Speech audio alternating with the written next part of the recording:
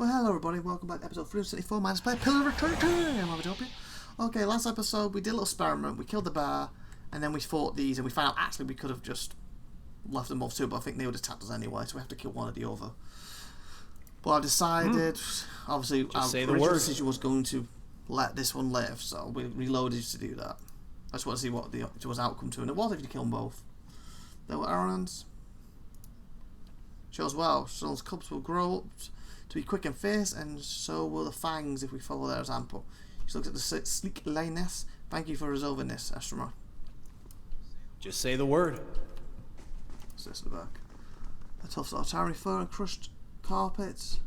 A small hollow in the back. That's where our cups are then. See what he says now. That's through.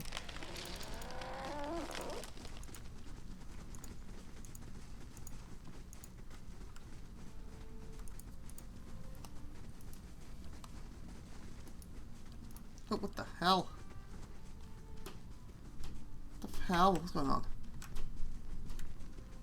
Seriously? What are you doing there? Come on. What is wrong with you? Ready when you are. Come on. Why's the door shut now? Oh. When did the door get shut? It might have been shut last time. Come here, you. Come here. Still looking around? No situation? What? And so remains champion. Many of the fangs are gladdened to see her stay. Perhaps it's Gloam's way of telling us to remember our roots and prize, our cunning as hunters. She raises an eyebrow. Oh no, I suppose I could have guessed as much when you ventured into the moor. Thank you for your help.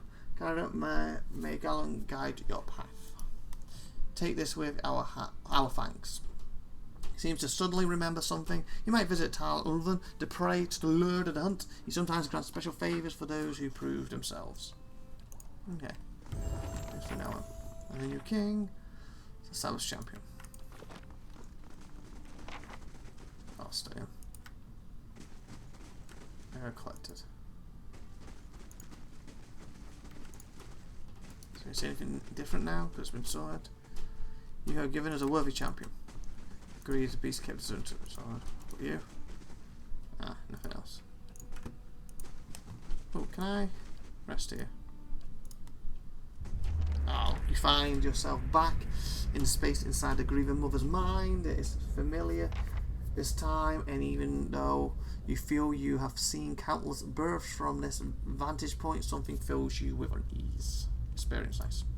The sky has darkened and the mist has risen from the forest to hem you in. You are trapped. You hear something. The sound is strange, dissonant, like warping metal. You grit your teeth against the noise, and yet as it rises, the eerie melody drives the numbness from your limbs and clears a space in the mist. Focus on the chimes. The noises resolve into a dull tone as it resounds through your bones. You see that your hands are in motion. And once again you are drawing forth life, something warm and fragile struggling into the world. This scene feels familiar, a moment you have lived and dreamed 1,000 times before, and yet something anomalous gnaws at the edges. Focus on the woman's cries, focus on the child, the move of your hands. Once again you are drawing forth life, something warm and fragile struggling to world. So you're basically trying to help someone give birth. This scene feels familiar, a moment you have lived, dreamed 1,000 times before, yet something ominous gnaws at the edges. Focus on the woman's cries and the child in the movement. Yeah, that's what makes more sense. You're trying to get out. As your hands move, you hear the sound of the chimes, clear and sharp, yet somewhere distant. They seem echoed by something else. Wails of sorrow, tolling bells. It's impossible to tell. I wonder if, you know, her age, if she's like super old, but she doesn't look that way, and she maybe helped you give birth or something at some point. You know, she helped your mum give birth to you. I don't know. Draw the child forth. An inexplicable sense of dread fills your soul as the child makes its journey to you. Push by push, a malicious presence seems to surround you, and you lean forward to shield the child. At last, the baby emerges, wet and ruddy.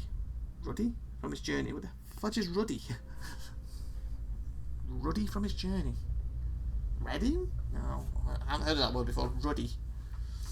And from its journey, a lifetime seems to have passed as a newborn moved from the womb to the world. To world. Oh, it should be the world, shouldn't it? From womb to world. I guess that still fits.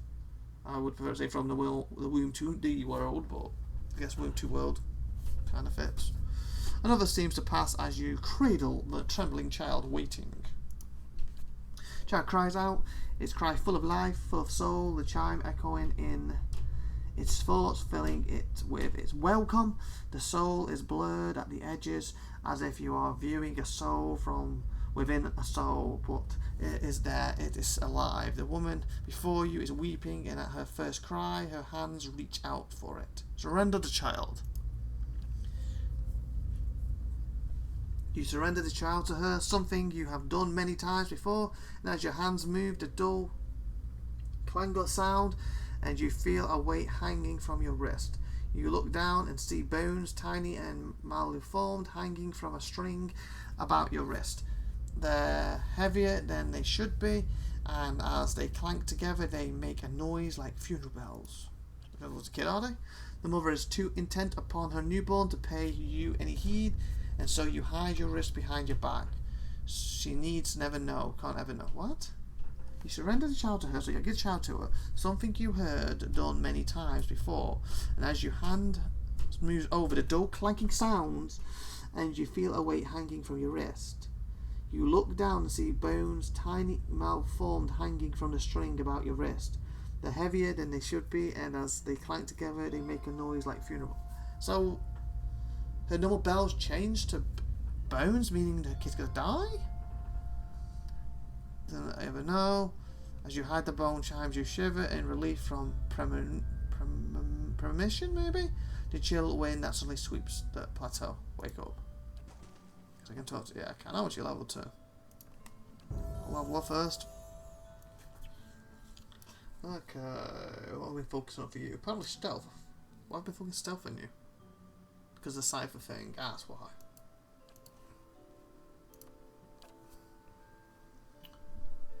Ooh, leech. What's this? Latches onto some characteristics of the target psyche and drains it. The same amount as a bonus to the cipher affecting a random attribute. Cool. What's it going between? An ally superficially takes on the takes on the form of a spirit. The movement is increased and many incoming hits and grazers are converted to less severe. Oh, okay. So it's a bit of like a defense thing. Probes the mind and soul of the enemy target, finding the strengths of its defenses and stealing them for his or her own. Trying to push the target's damage reduction, granting the same amount. I think the leech, I go with that one. Okay. Psychic backlash, what's that? Invokes a retaliatory strike, stunning an enemy wherever they target the siphons well. What's this one? Allows the character immediate the brutal opportunity strikes of a rogue sneak attack. Advantage of opponents when they are. And also, oh, I'll go with that one. You know, unless she's using that. Can you just do it with that? Oh, yeah, it still works. Look, cider, self 15 melee damage and 15 range. So, yeah, it still works. Go with it. And it doesn't look like she needs to be stealth for it either. That's cool. That is cool. Oh, do you have any more wood? I know you had one before we got any more since I've been fighting. I need some wood, please. No. Nah. That's fine. We got wood from you and then basically used it in here.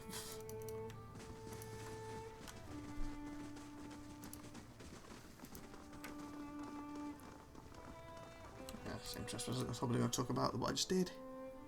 No, it's all about the trespassing. You aid the trespassers. We just aided you too. Could you want to be champion and kept your champion on the phone? Yeah, well, actually fighting. Yeah, yeah.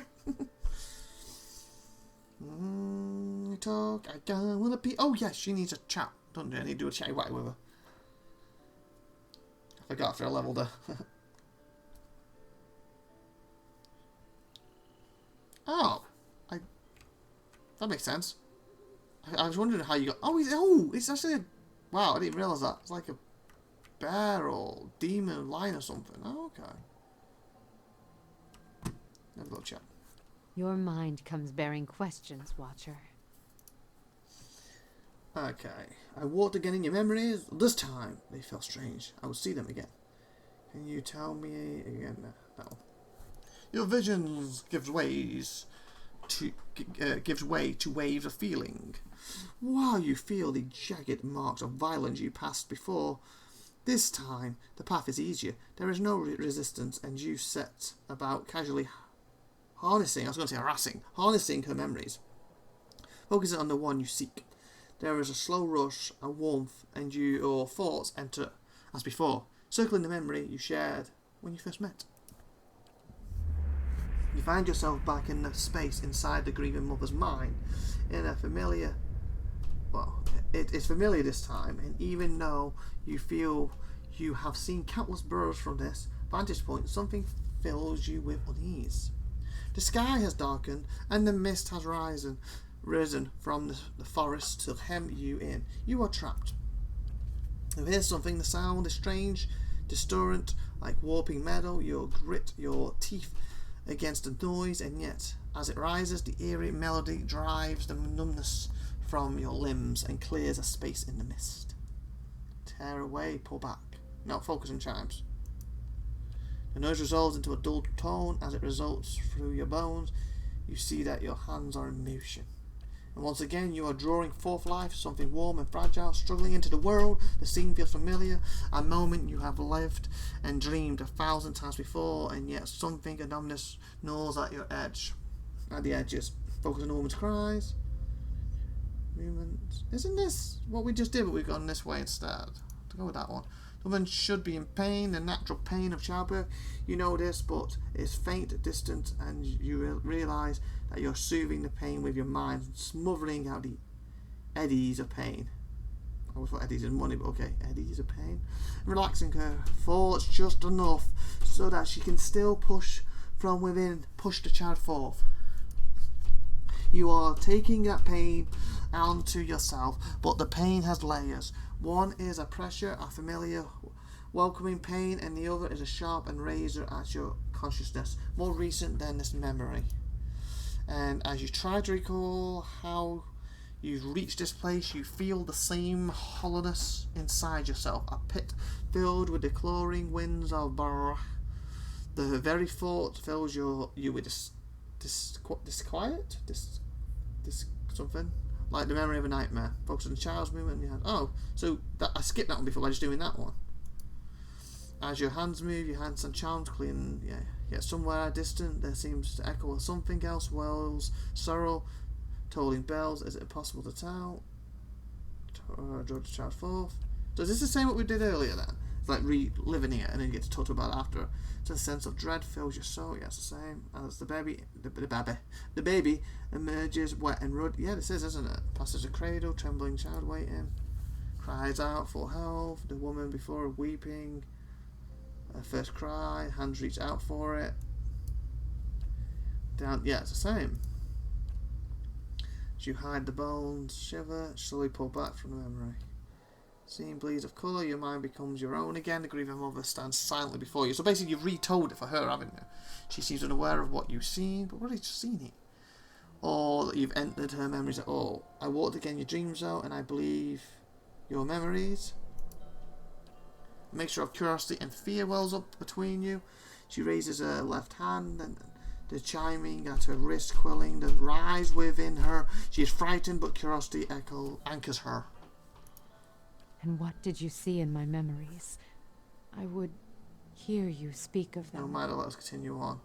Never mind, I had other questions. What? Okay, that seems a bit pointless. It feels like I'm going around in a circle with her and all that. And I don't understand why. And I apologise for monkey stomping upstairs.